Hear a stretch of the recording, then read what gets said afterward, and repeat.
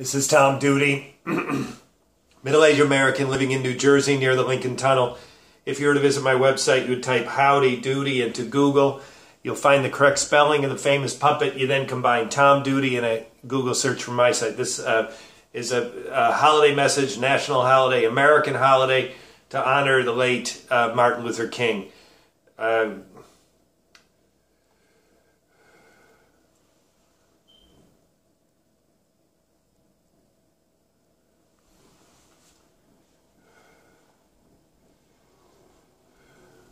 So here's the topics I'm going to cover.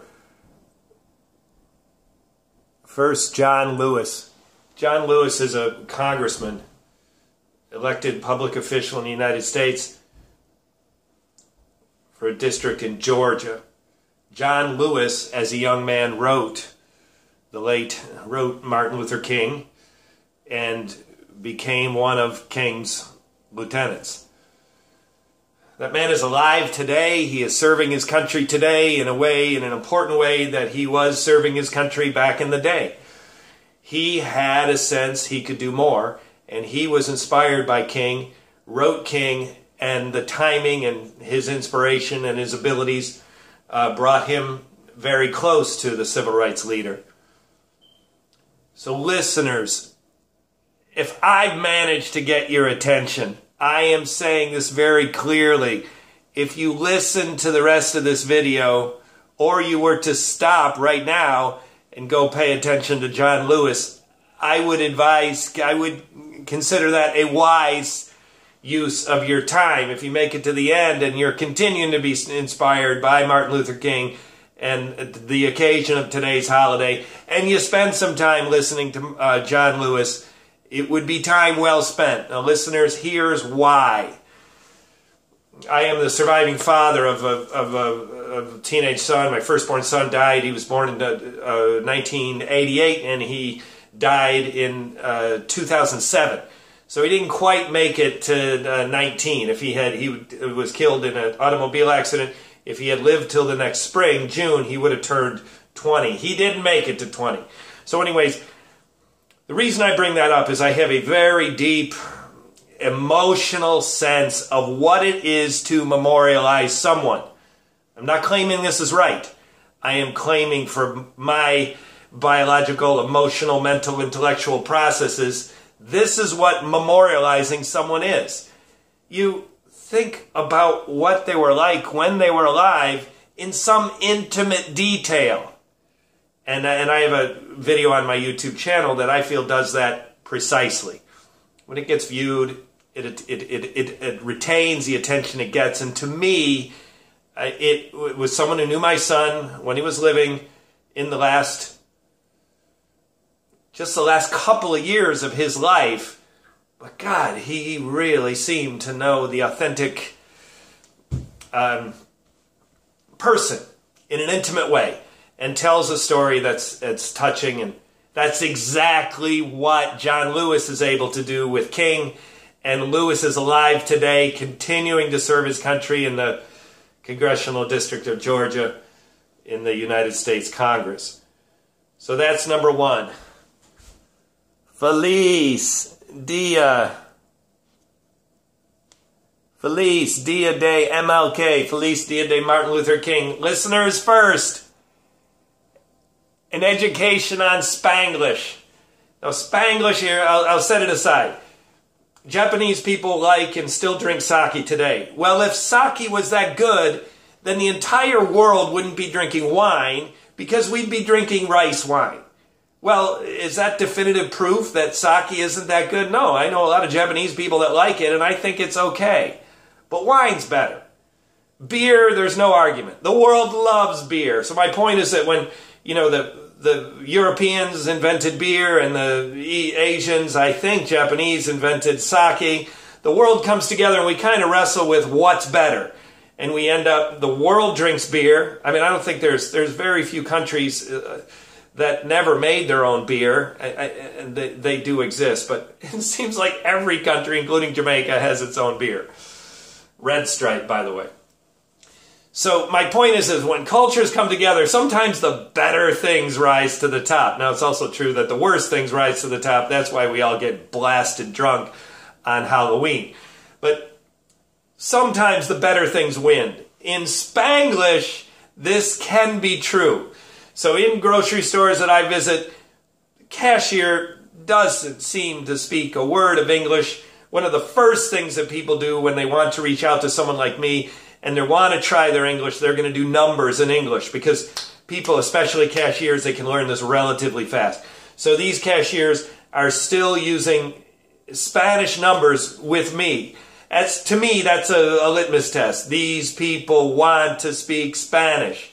So there, in those bodegas where there's not a word of English spoken, it says solo cash. So my point is when you match the words, you got Spanish-speaking people coming together with English-speaking people, what wins? Efectivo, the word for cash, or cash? Well, even in a bodega where they don't want to speak English, boom, cash is a better word than efectivo. That's my point. So why is that relevant for today? Because of this. Feliz Dia de Martin Luther King. This is Spanglish in its greatest form. So listeners, please take a minute to consider the idiosyncrasies of language coming together and what it can mean. Because Spanglish is fun.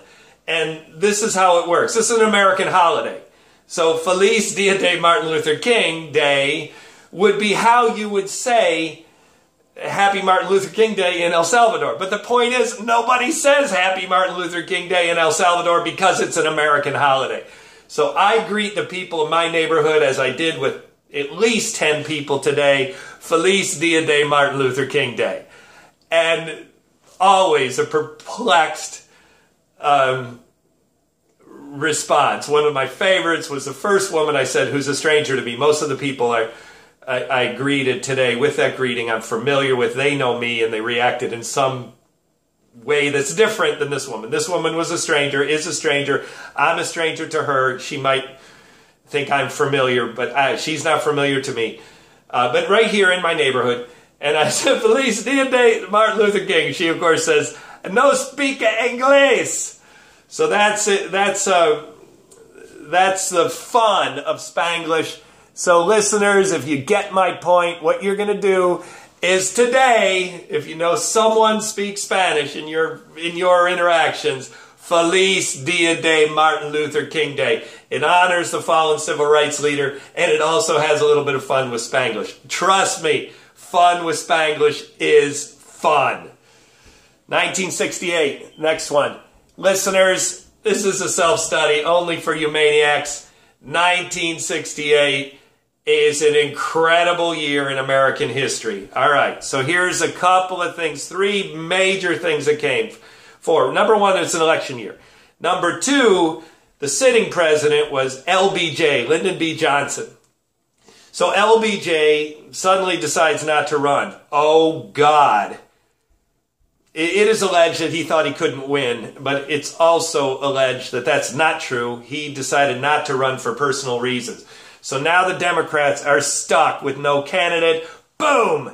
They got Bobby Kennedy. So now Bobby Kennedy is now running and probably will be elected. In the meantime, Martin Luther King is murdered. Wow. He's carrying the hopes and dreams of not just black people, of white people, of the nation, of change, of revolution for the good. And he's murdered. We got an election year. Sitting president unsits. King is murdered. RFK is running, and because LBJ decides not to run, and then RFK is killed. Oh my God, what do we get out of that year? Richard Milhous Nixon, Tricky Dick. 1968 was incredible. It was the year Martin Luther King was murdered. Revolution, a note on revolution. I'm running out of time. Damn it. Revolution. I watched something on BBC. Now, this is a white man who was instrumental in a revolution in Europe. and the details escape me, but there was a point that's relevant in this. He spoke to BBC about kind of this generic lesson for people who want to start a revolution. You know, like John Lee, you say you want a revolution, well, you know, you want to change the world. Well, this was like a generic list. This is what you do. And what he said was interesting. What he said that was memorable is,